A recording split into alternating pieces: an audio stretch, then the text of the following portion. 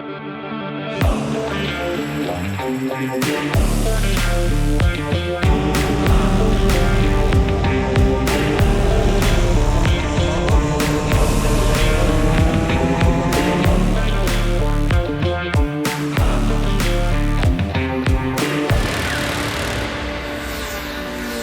name's Tony Bowden. I'm the president of the Superkart Drivers Club. I race an international superkart, which is the absolute pinnacle of kart racing. There is nothing bigger, better or faster than 250cc international. So a superkart is a twin-cylinder 250cc engine. They are custom made for superkart racing. They were originally taken out of a Grand Prix bike, and then over the time they have developed and designed them, and now they're more specific. They develop up to 95 horsepower, which is somewhat really quite insane. Each cylinder is 125cc, so they're very relative to some of the kart motors that are around in KartSport at the moment. This is just kind of two of them bolted together to make one really quite ridiculous power plant. These are a little bit different. They don't fire like a V-twin, they fire at the exact same time. That's where they get their power from. So they do require a full-on maintenance schedule, and it is preventative maintenance. Yes, things go wrong, like in any motorsport. Parts are readily available. Most of them come in from overseas, but they're easy to get, and there's plenty of guys over here that have the ability to build these engines and maintain them.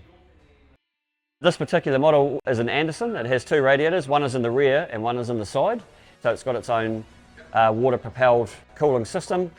We can control the water temperature by simply blocking off certain sections or parts of the radiators, because we do have an operating temperature that it's really quite important that we stay within. They are a 6-speed gearbox. We can basically get 80 kilometres an hour out of first gear and about 230 to 240 kilometres out of sixth gear. These are a 4-wheel braked kart, much like the forms of sprint racing like DD2, KZ2, they have front brakes. They're just a lot bigger, and our rear brake is also a lot bigger because these are a lot harder to stop. They're a hand clutch, they're a hand operated gear change, and it's a sequential change, exactly the same as a motorbike. They run a 42mm carburetor, which is very, very big for a 125. So they're definitely carbureted for the bigger RPM and the bigger speeds. This is what we call ram air. You've got two forms of intakes. You can have what we call normal induction, and it just gets air in through the side pod. This system's a bit different. It is a fully sealed system. The only way for the air to go is literally in here, and it is rammed through the motor. The system is pressurised, the fuel tank's pressurised, the carb breathers are pressurised to keep that balance of fuel accurate and even. The horsepower gain's quite substantial. It's pretty much a necessity on any modern day superkart.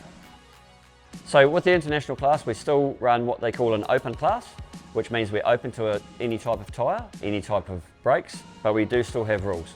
The engine is not allowed to exceed 250cc, and you're allowed a maximum of 2 cylinders.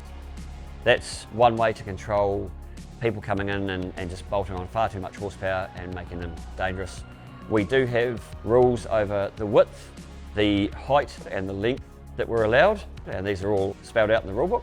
We have to use a 6-inch rim with a specific tyre, which you can use different tyres, but they have to be speed rated because we're doing over 200 Ks. Fuel is limited to a certain octane, but we are allowed to run avgas. And apart from that, you really can do what you like with this class. The one thing that's significant about this class, and one thing that you will notice, is that there are no seatbelts, there are no restraints, there is nothing to physically hold me into this kart, except from a seat that's contoured to fit your shape and to grab you quite tight. The reasons behind that are, much like MotoGP or Superbike, is that if there is an incident, which we don't want to see, but does happen, if it goes over, it's going to go that way and I'm going to go that way. So that just minimises the damage to the human body, and it is a bit of a safety aspect. Full leathers, which are mandatory, means you might break bones, but they're all going to stay within. The last thing you want is 150 kgs of mass weight pummeling you into the track. That's going to hurt.